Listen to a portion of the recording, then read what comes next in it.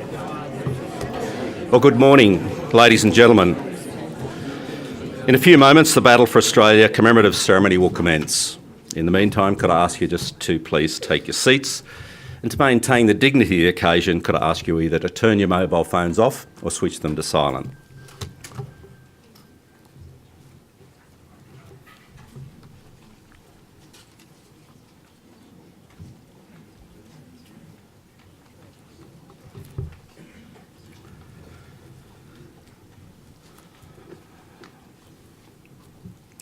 Battle for Australia Commemoration Council members, distinguished guests, ladies and gentlemen, girls and boys, my name's Richard Cruz and I'll be your Master of Ceremonies this morning. I would like to acknowledge the dignitaries that are joining us this morning. The Honourable Dan Tehan, Minister for Veterans Affairs, representing the Prime Minister. The Honourable Richard Marles, representing the Honourable Bill Shorten, Leader of the Federal Opposition. Minister Gordon Ramsay, representing the ACT Chief Minister, Andrew Barr. Mr Alastair Coe, Leader of the ACT Opposition. His Excellency, Mr Chris Seed, the New Zealand High Commissioner. Lieutenant Colonel Matthew White, representing the British High Commissioner. Lieutenant Colonel Elmer Hermans, representing the Ambassador of the Kingdom of the Netherlands. Colonel Raymond Powell, representing the Charge d'Affaires of the United States of America. Mr Sakias Tamio, Acting High Commissioner for Papua New Guinea. Vice Admiral Ray Griggs, Vice Chief of the Defence Force, representing the Chief of the Defence Force. Principal Chaplain Colin Acton, representing the Chief of Navy. Brigadier Lee Wilton, representing the Chief of Army. Air Commodore Terry Delahunty, representing the Chief of Air Force. Major General Dave Chalmers, First Assistant Secretary, Commemorations and War Graves. Mr Ken Cork, Director of the Office of War Graves. Major General Mark Kelly, representing the Secretary of the Department of Veterans Affairs. Mr Robert Dick, National President of the Returned and Services League of Australia. Mr John King, ACT Branch President of the Returned and Services League of Australia. Colonel John Jackson, Chairman of the ACT Committee and National Ceremony Coordinator for the Battle for Australia Commemoration National Council. Wing Commander Lance Halverson, representing the National President of the Australian Flying Corps and the RAAF Association. Colonel Joe Johnson, ACT Chairman of the Reserve Forces Day Council. Mr Alex McGowan, ACT President of the Naval Association of Australia. Mrs Shirley Percival, ACT President of the War Widows Guild of Australia. And Mr Robert Strzynski, President of the Canberra Division of the Australian American Association. Mr Bob Waite, ACT Divisional President of the RAAF Association. Mr John Lee, President of the 3rd Battalion, the Royal New South Wales Regiment Association. And Wing Commander Sharon Bowen, representing the Chairman of the Council of the Australian War Memorial. I'd now like to invite the Honourable Dan Tehan, Minister for Veterans Affairs, to deliver the Prime Minister's message.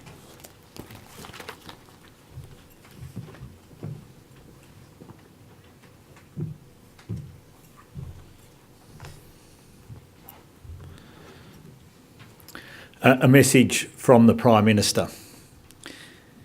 The years 1942-1943 were a time of supreme tests for Australia, when the enemy was, in the words of John Curtin, hammering at our frontier. You meet today to honour those who rose to the challenge, to contemplate their courage, and to give thanks to those who made the ultimate sacrifice on behalf of a grateful nation. There were many heroes in the battle for Australia, both on the front lines and on the home front. As members of our Defence Force fought a series of battles to our north, the population at home was hard at work in support. This remarkable generation faced our darkest days with exceptional courage. They did not fail when the test of history came. We will continue to remember them, their service and their sacrifice.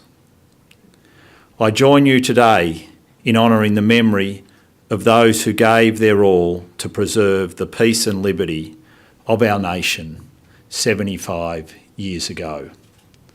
Lest we forget.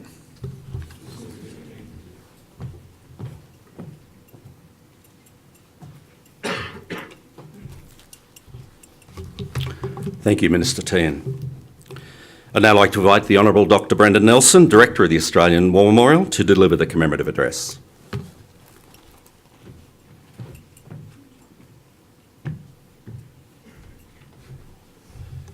Thank you, Richard. Minister, Shadow Minister, Vice Chief of Defence, Excellencies, veterans, the families who love and support you, and students that are here, welcome to the Australian War Memorial. To the young people here, I say, you don't realise what you're learning when you're learning it. It's often in random moments of quiet revelation that the most significant things that will shape and influence your thinking and attitudes will come when you least expect them. Australians, all let us rejoice, for we are young and free. We will sing it shortly. We sing it often. We hear it sung often. The first line of our National Anthem. But less often do we pause to reflect on what it means. We are young and we are free.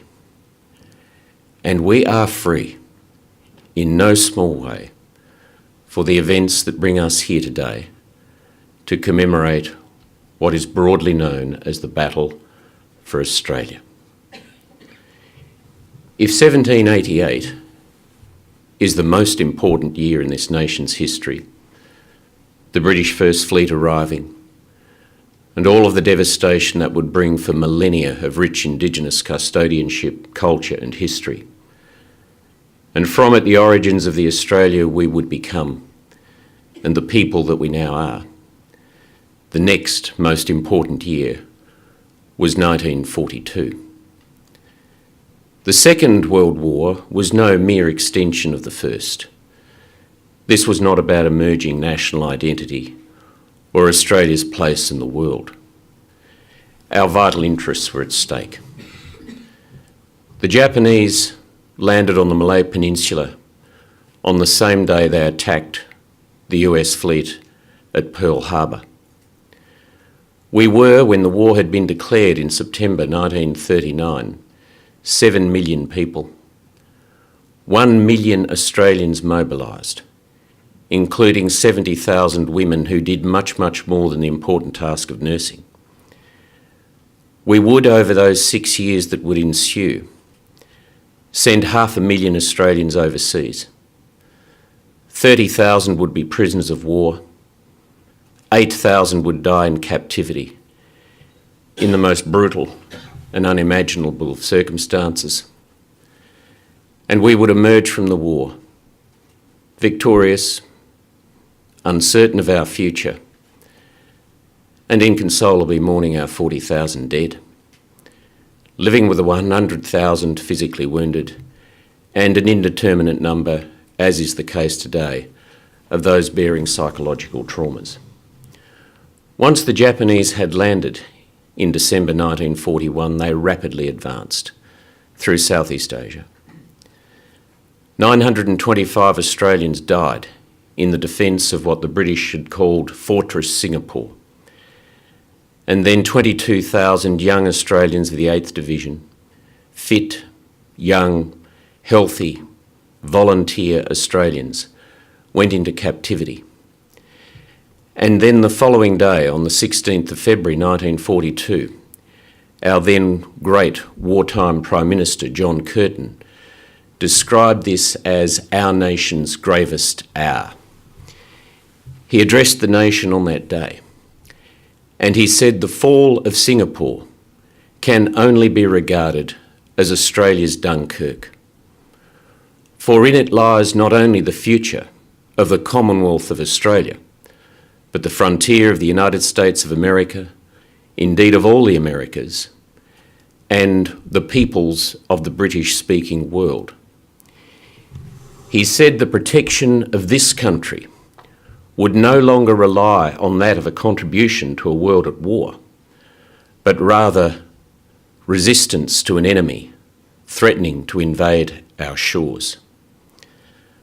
Only 3 days after that speech, 252 Australians, military and civilians, and some Americans were killed in the bombing of Darwin by the Japanese, the first of 63 attacks on the Australian mainland in 1942. There would then be a series of critical events and battles that would occur through that momentous year, 75 years ago. The strategic defeat of the Japanese by the United States Navy and the Royal Australian Navy in early May, which was the origins of the alliance between Australia and the United States that endures today, and the bedrock of security in the Western Pacific ever since. And then the defeat of the Japanese in the Battle of Midway the following month. That forced the Japanese to get to Port Moresby, having planned it to be a seaborne assault across the hinterland from the north, and hence the gripping struggle at Kokoda, at Isuava in late August, the pivotal battle at Milne Bay, the first defeat inflicted on the Japanese Imperial Militarist Army of the war on land, what the Americans did, supported by us and others at Guadalcanal, 3 Japanese midget submarines in Sydney Harbour in late May, but there were 5 mothership submarines just 80 kilometres off the coast of the heads of Sydney Harbour.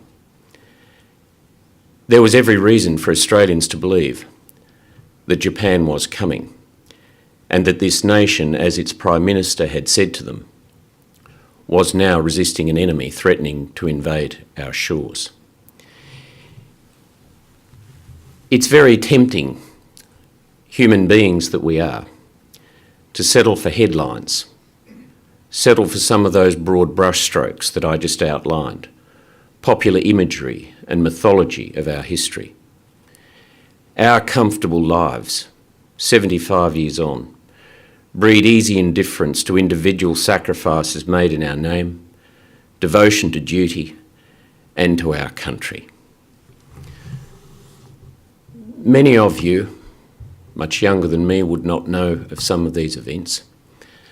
But just before the fall of Singapore, a ship, SS Viner Brook, embarked a range of civilians, including 65 nurses, to get them out of Singapore before it fell. It was it was strafed from the air by Japanese fighters on the 14th of February 1942, and of the 65 nurses on board, 25 managed to get to Banker Island. And then on a place called Raji Beach, with machine guns pointed at them, the 22 nurses walked into the water. Only one, Vivian Bullwinkle, would survive. Her uniform and medals are proudly displayed here at the Australian War Memorial. She spent 3.5 years in captivity. And she recorded Matron Irene Drummond as these 22 young nurses walked into that water before being machine gunned from the back. Matron Irene Drummond said, "Chins up, girls. I'm proud of you. I love you all." There was a small Royal Australian Navy ship. HMAS Perth had already been lost in the Sunda Strait. A ship called HMAS Yarra.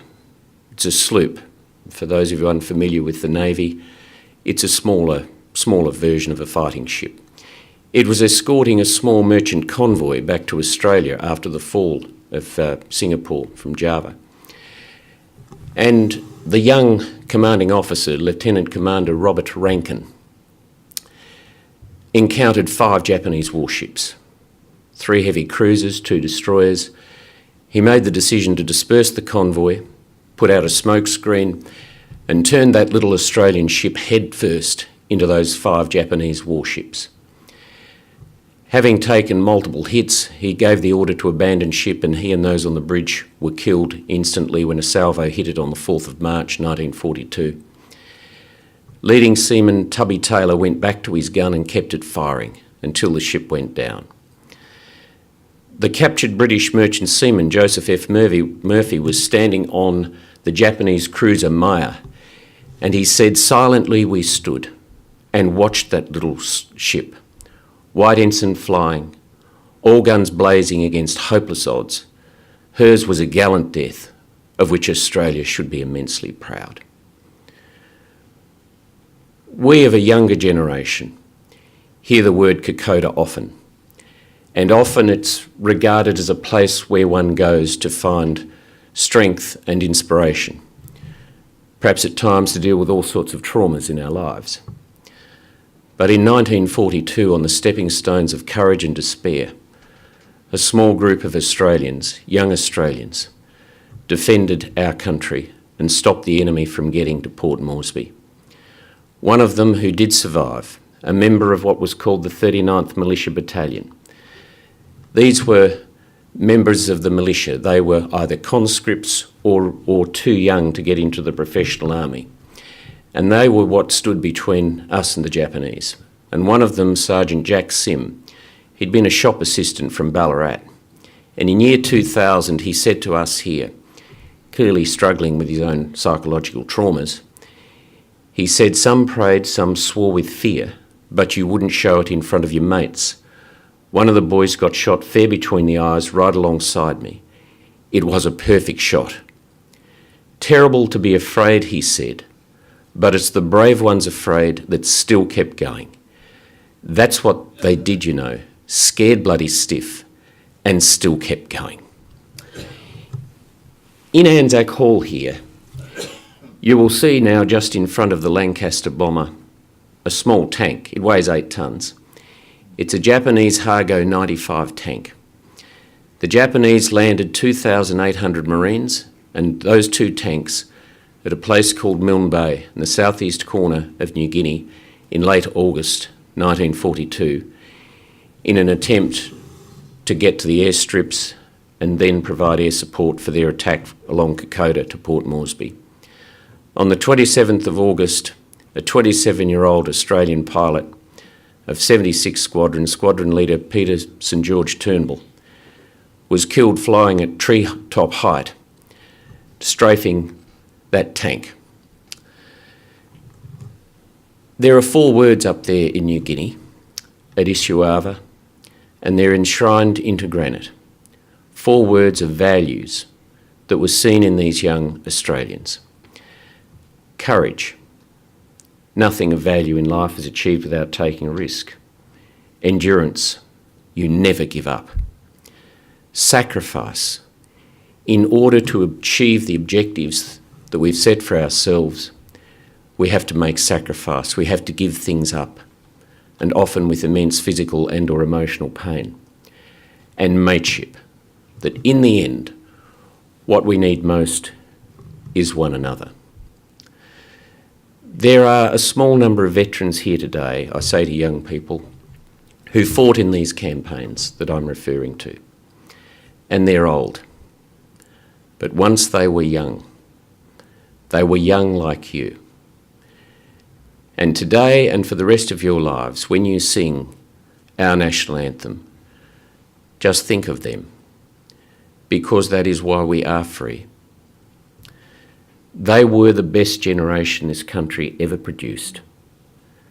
They were born in the aftermath of the First World War. They grew up through what is called the Great Depression, and may God never you ever experience one.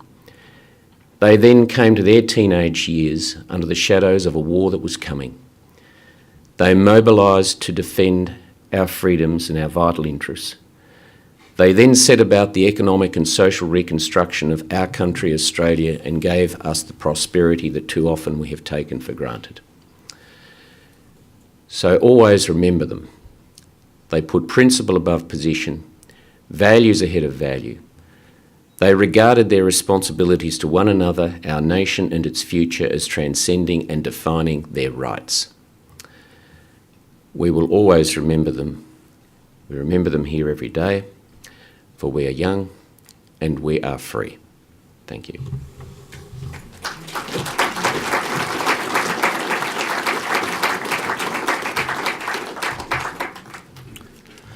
Thank you, Director. I'd now like to invite Chaplain Peter Willis to lead us in prayer.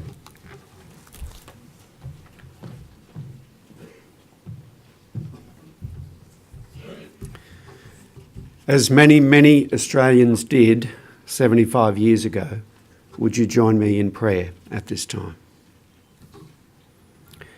Lord God, be with us this morning as we gather to pay tribute to those who participated in and experienced the effects of the battle for Australia. We give thanks for the many brave and dedicated men and women who held the line and endured to protect those who call Australia home. We commend those who died in the defence of mainland Australia and ask that you would help us to be ever grateful for the price that they paid in that defence. The Lord is my shepherd, I shall not want. He makes me to lie down in green pastures. He leads me beside the still waters. He restores my soul. He leads me in the paths of righteousness for his name's sake. Yea, though I walk through the valley of the shadow of death, I will fear no evil, for you are with me. Your rod and your staff, they comfort me. You prepare a table before me in the presence of my enemies. You anoint my head with oil. My cup runs over. Surely goodness and mercy shall follow me all the days of my life, and I will dwell in the house of the Lord forever. Eternal God, before whom all generations rise and fall, have mercy upon human folly and failure. We acknowledge the power of human greed, fear and jealousy. We acknowledge the aggression and pretense of nations. Forgive those sins that lead to war. Almighty God, today we remember all those who served their nations so heroically in World War II here on our shores. We thank you for the courage of men and women who defended freedom. Help us to value the freedom eventually won, that we may use it wisely, so that people and nations may live together in harmony and peace and face the future with confidence and hope. If you would like, would you pray with me now the Lord's Prayer? Our Father, which art in heaven, hallowed be thy name. Thy kingdom come, thy will be done in earth as it is in heaven. Give us this day our daily bread, and forgive us our trespasses as we forgive them that trespass against us. And lead us not into temptation, but deliver us from evil. For thine is the kingdom, the power and the glory, forever and ever. Amen.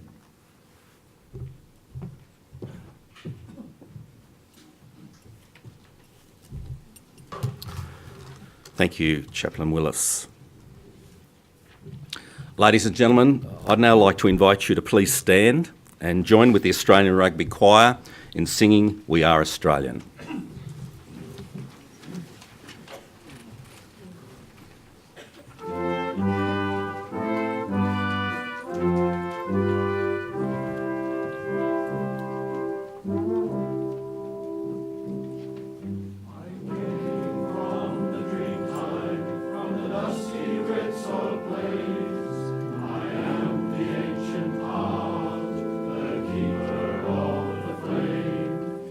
Stood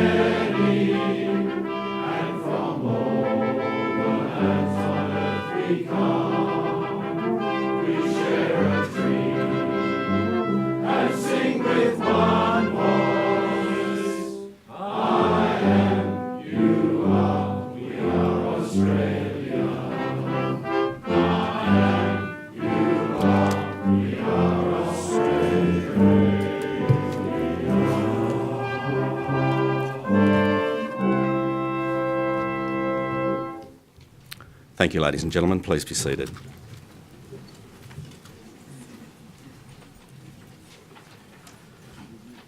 The commemorative wreaths displayed here today are in honour of the service and sacrifice of those Australian men and women who have fought in the defence of Australia.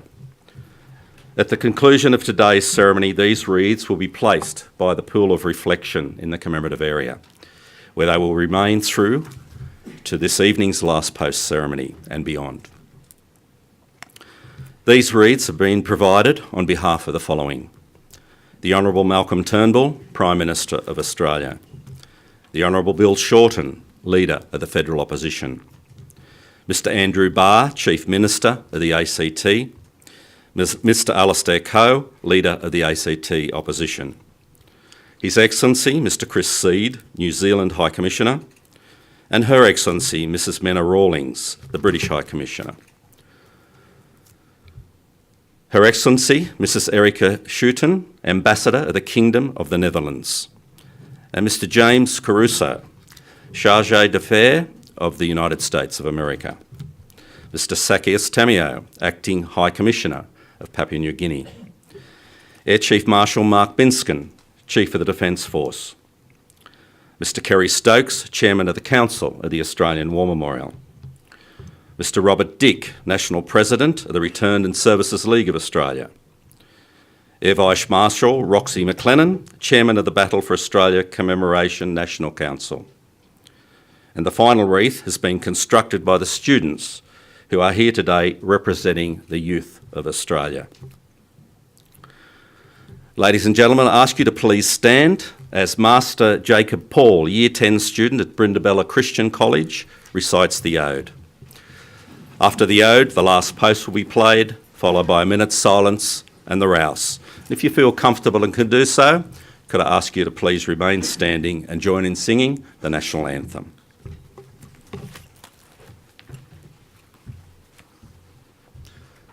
They shall not grow old, as we that are left grow old. Age shall not weary them, nor the years condemn. At the going down of the sun, and in the morning, we will remember them. We will remember them.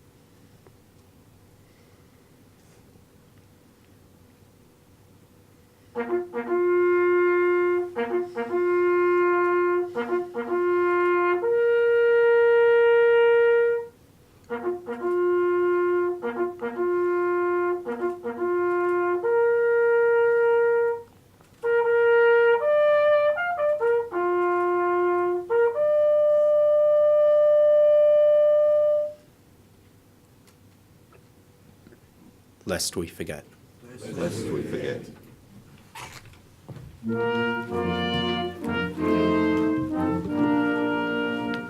Australians, oh, let us rejoice, for we are young and free, with golden soil and wealth of toil. Our home is girt by sea.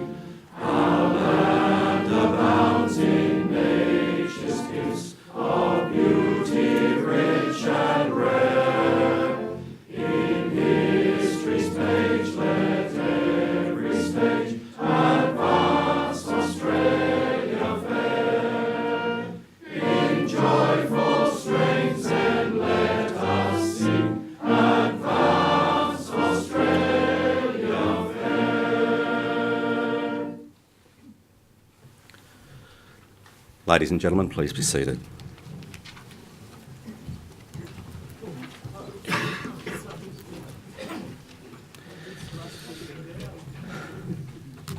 I'd now like to invite Chaplain Willis to deliver the benediction.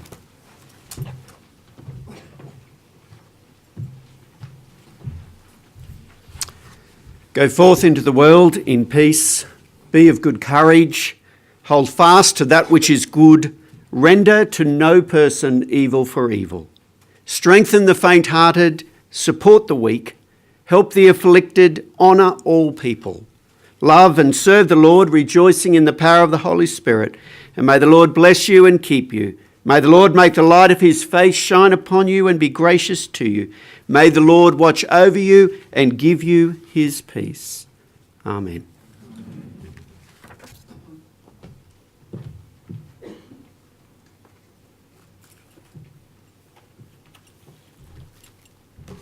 Thank you, Chaplain Willis. Ladies and gentlemen, Colonel John Jackson, Chairman of the ACT Committee and National Ceremony Coordinator for the Battle for Australia Commemoration National Council, will now provide the thanks and farewell.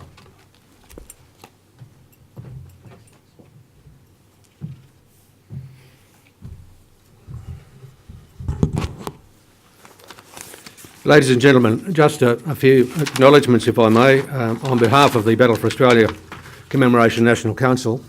First up, I would like very much to thank the organisations that make this ceremony each year possible, particularly the Australian Defence Force and the Royal Military College Band, a contingent of which have certainly given us a lot of support this morning. The Australian Rugby Choir for their participation, and of course the War Memorial, who provide many of the resources that make this commemoration possible. Secondly, might I thank in particular the students and the staff and the principals of the following schools. These schools have gone through quite a lot of effort helping us today, and sadly, because of the weather and the rearrangement inside, a number of them that would have been celebrating with us are not able to be actually in the room. I'd like to thank the Amaroo School, the Brindabella Christian College, especially Jacob Paul, whom we heard read the ode, Canberra Grammar School, Darramana College, Gold Creek School, Good Shepherd Primary School at Amaroo, Harrison School, Holy Spirit Primary School in Nichols, the Jerrabomberra Public School from New South Wales, Marici College, Palmerston District Primary School, St Clair's College, St Edmund's College, St Francis Xavier College, St Mary MacKillop College, St Thomas More's Primary School here in Campbell, and St John Paul II College. Thank you once again for your participation and for the construction of the wattle wreath that you see in front of you. Third, I'd like to say a special word of thanks to the embassies and high commissions of our allies in the Battle for Australia, His Excellency Mr Chris Seed from New Zealand, Mr Sakias Tamio from Papua New Guinea, and the representatives of the United Kingdom, the Netherlands and the United States of America. Fourth, as usual, and we're lucky we have them here with us today, I would particularly like to thank those present in the third or fourth row here, people who took part in the Battle for Australia 75 years ago, and I think I've got my little list right here. Commander Doug Blake, Mr Les Cook, Mr Laddie Hindley, Distinguished Flying Cross, Mr Gordon Holyland, Mr Derek Holyoake, Mr Lionel Mead, and Ms Gwen Kirk, who was a member of the Women's Land Army.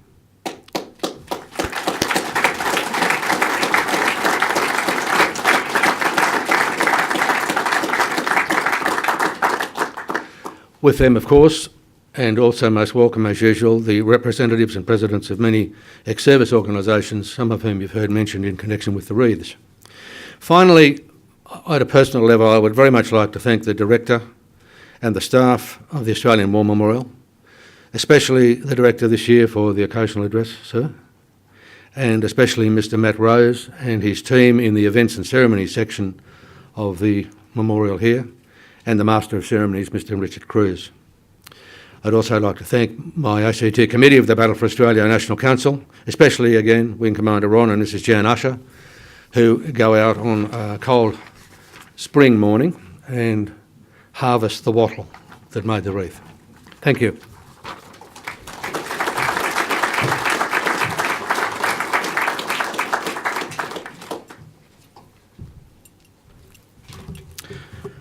Thank you, Colonel Jackson, for your kind remarks. Ladies and gentlemen, girls and boys, that now concludes the Battle for Australia commemorative ceremony for 2017. The memorial would also like to thank Chaplain Peter Willis, musicians Curtis Wilcox, members of the Australian Rugby Choir, and the band of the Royal Military College Duntroon, and also the students and teachers who have attended this morning's ceremony. Throughout this morning's ceremony, there's been a memorial photographer taking photos. To view these images, please visit the web address listed on the back of your order of service. So on behalf of the Director and the staff here at the Australian War Memorial, it's been our great pleasure and privilege to host this very special event for you all this morning. I'd like to thank you for your attendance, and please enjoy the rest of your day. But before we go, could I just ask the students just to stay seated for a moment till everyone else leaves the theatre. Thank you very much.